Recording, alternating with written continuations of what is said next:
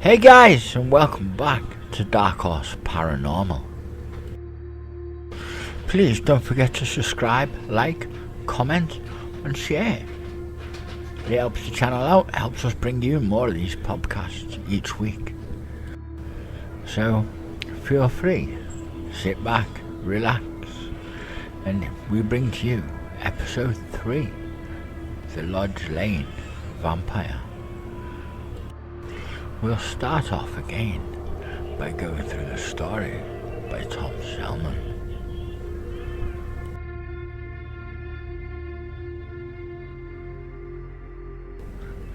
In 1894, a 60-year-old woman named Emma Furnival, she ran a bakery at 13 Lodge Lane, was visited by a sinister, abnormally tall man in black with foreign features and peculiar dark eyes. The man entered the shop to buy a loaf. He spoke in broken English with an East European inflection in his voice. It was about this time there were queer rumours about a vampire being at large in the south of Liverpool. After a child and a number of women living near Sefton Park had awakened in the morning to find strange puncture wounds on their necks. Bram Stoker had not yet written Dracula, his gothic masterpiece, but the habits of vampires were well known, and one of them was the drawing of blood from the neck.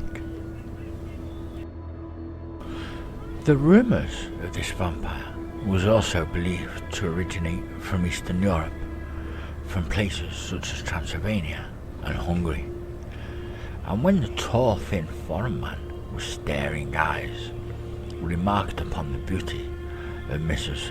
Furnival's neck, she became so frightened she ran through a door to a back room on the premises and locked herself in. The man in the black Homburg and frock coat made himself scarce, but he was later seen prowling nearby Toxteth Park Cemetery at twilight. 2 policemen chased him, but he somehow managed to evade them among the forest of the gravestones. Weeks later, 2 Spinster sisters, surnamed Bold, awoke at the home on Earl Road to find the tall silhouette of a man standing in their bedroom. One of the sisters screamed and fled from the room, but the other one remained in her bed, frozen with fear. The intruder was led to assault her, bit her on the neck, and drew off blood before fleeing through a window. The assailant was never captured, and his blood-sucking fueled the vampire mania prevalent in the south of Liverpool at the time.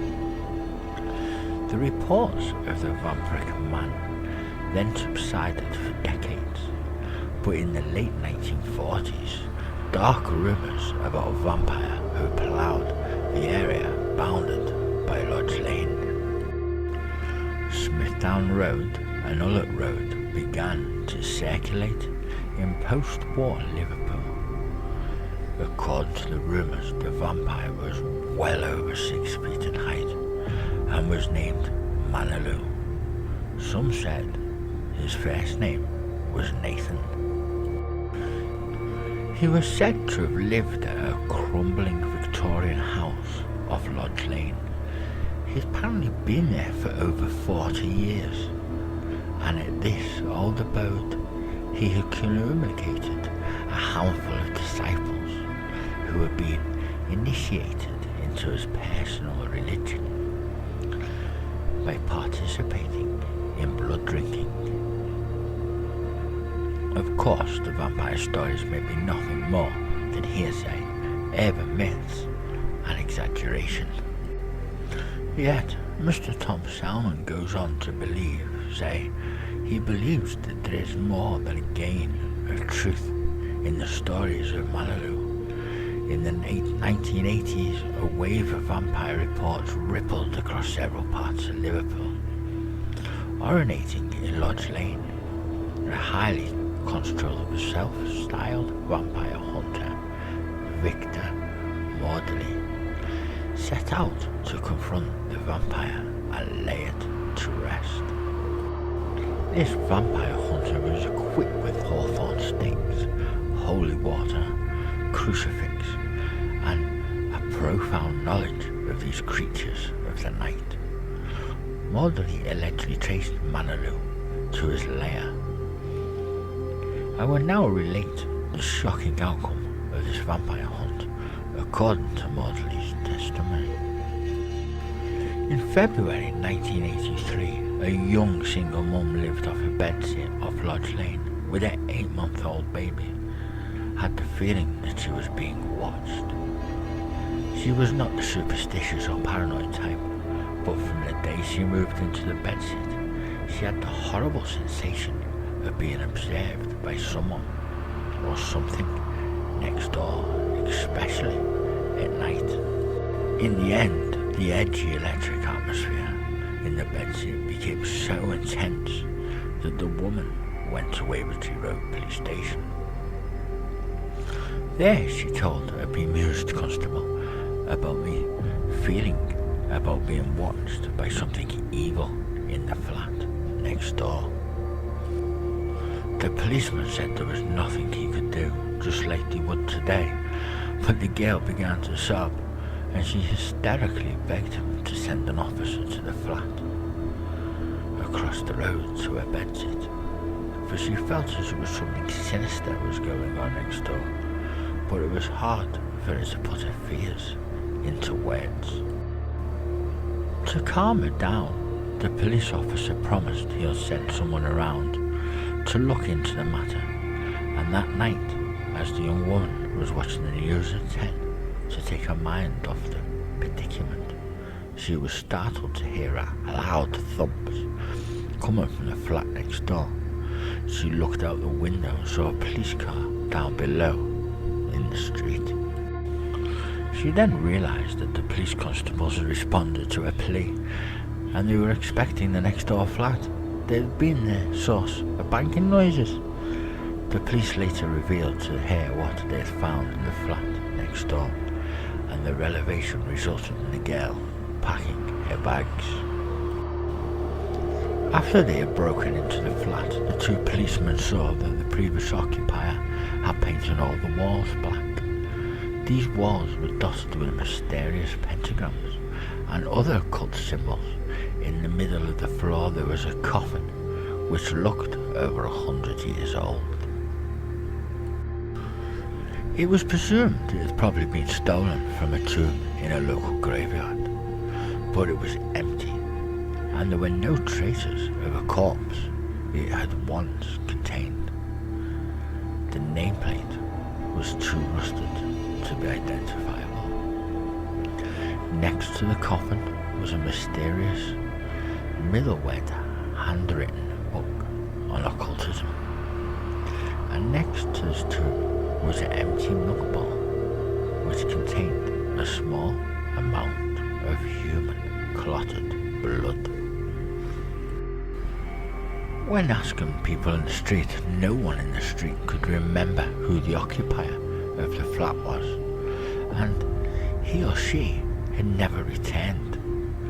But even the hard-boiled, sweet-wise policeman said they experienced an icy chill in that flat. Understandably, the young mum left the bedsit that very night and went to stay with her auntie on the Wirral. It was then a 50-year-old self-styled vampire hunter, Victor Mordelly, committed the crime of trespass to investigate this peculiar incident. He examined the flat with the black walls and the ceiling. He looked into a wardrobe in the room of the flat and discovered a hole within its floor. This hole led down into a cellar. From the cellar, a tunnel ran into the darkness. Maudley explored this tunnel, armed with his vampire hunting kit, which contained a mallet, hawthorn stakes, holy water, cloves of garlic, and a crucifix. He bravely negotiated the winding tunnel for a mile or two, until he came on a large vault, coated with fungus, lichens, stalagmites, salistestics. Set into the limestone encrusted floor of this vault was a block of sandstone, upon which someone had placed 2 rusted candlesticks, streaked with black wax. Maudley had seen such altars before in tunnels leading from Beeston Castle in Cheshire, and also caverns beneath places as far apart as Belinge and Kirby Lonsdale. Maudley could see telltale dark stains of mammal blood on the altar, but no sign of the vampire responsible for the sacrifices.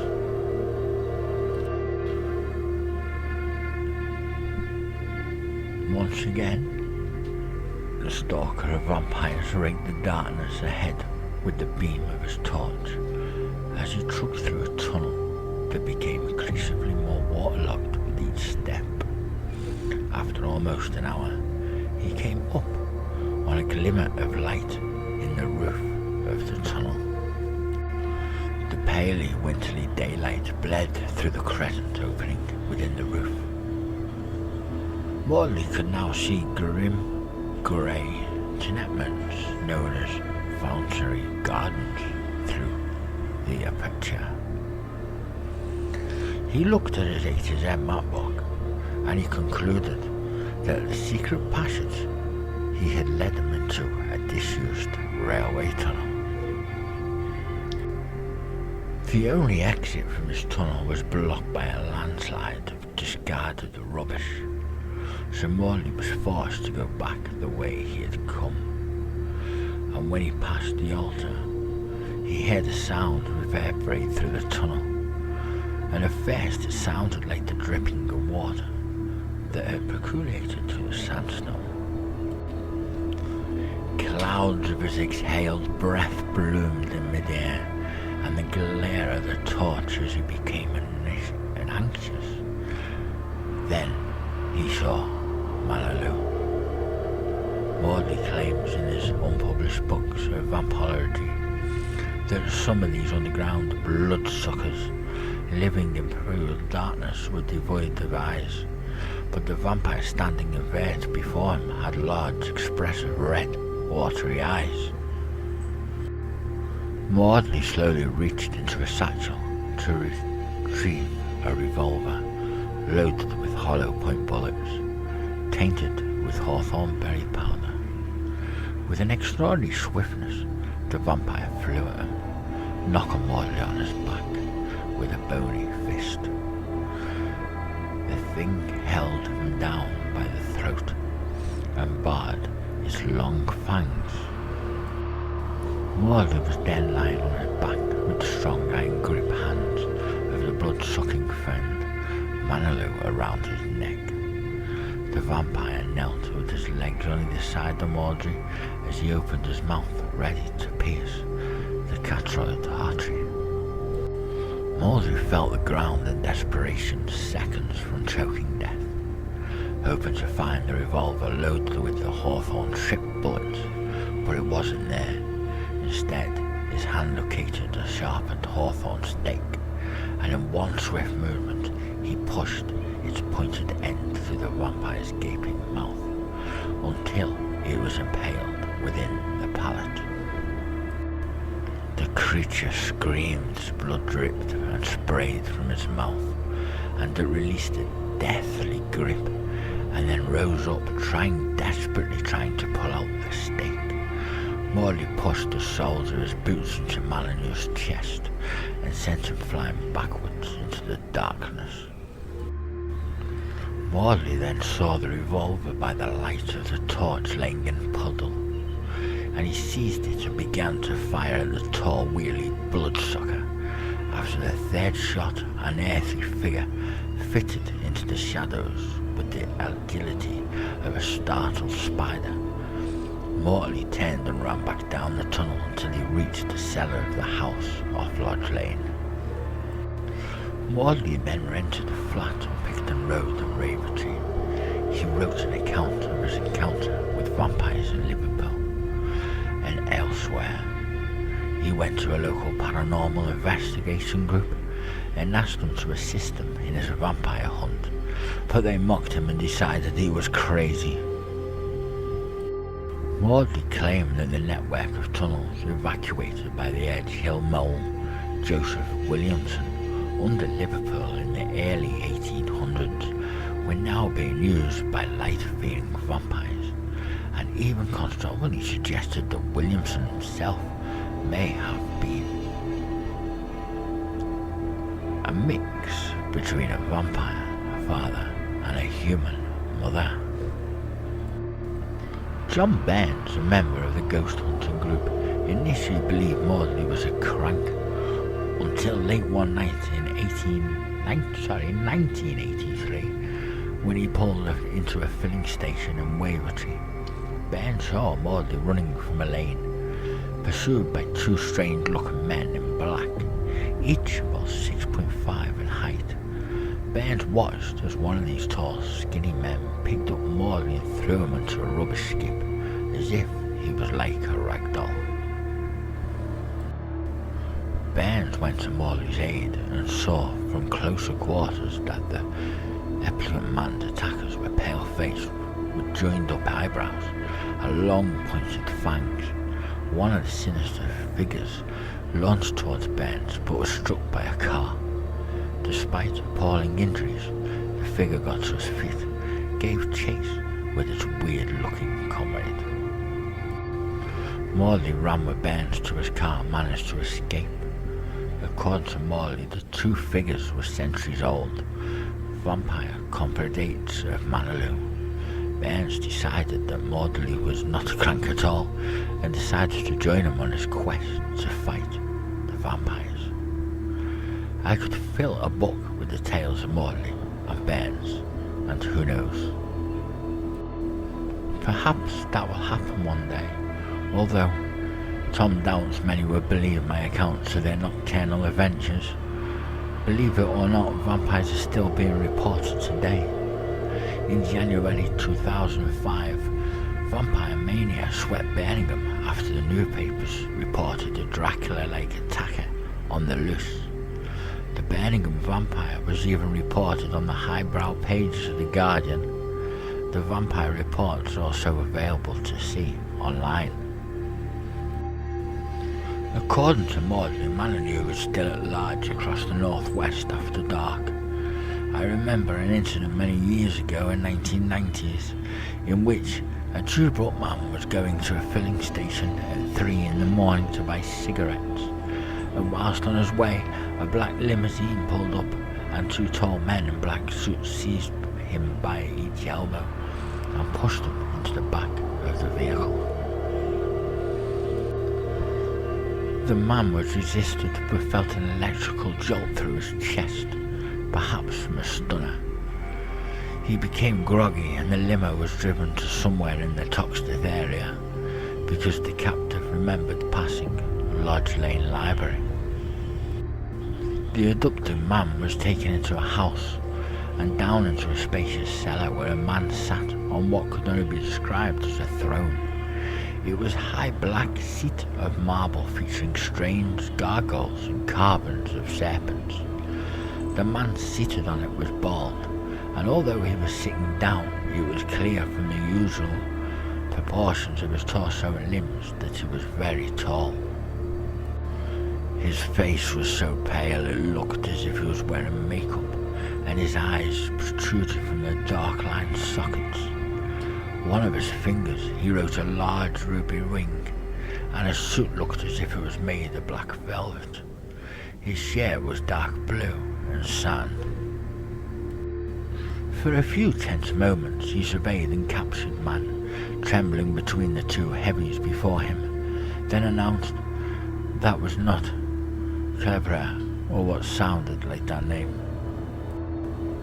The man on the throne waved the frightened Drubut man away, and the two tall, muscular huntsmen dragged the abductee up a flight of stone steps and back into the limousine. The man was dropped off on Binge Road without a word of explanation or apology. The gargoyles on the throne and the serpents indicating a cult. Was the man seated on the throne the legendary Manilu?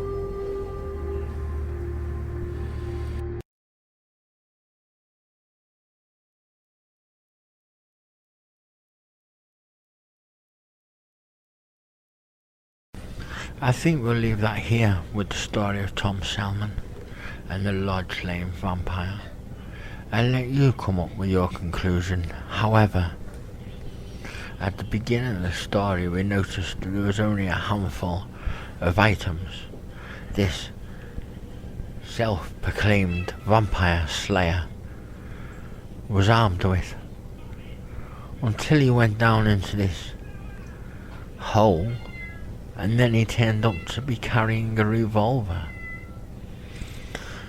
And these Williamson tunnels, they are freaky. So here's one for us to you as viewers. Where would you like us to go and investigate? Would you like us to investigate Toxteth Cemetery on Smithdown Road? Or would you like a paranormal investigation within the Williamson tunnels? Let us know in the comments. Don't forget to like, subscribe and share. You can comment with your thoughts. Maybe you want to be a part of this team and come along with us one night. Don't be scared. Till next time, sleep well.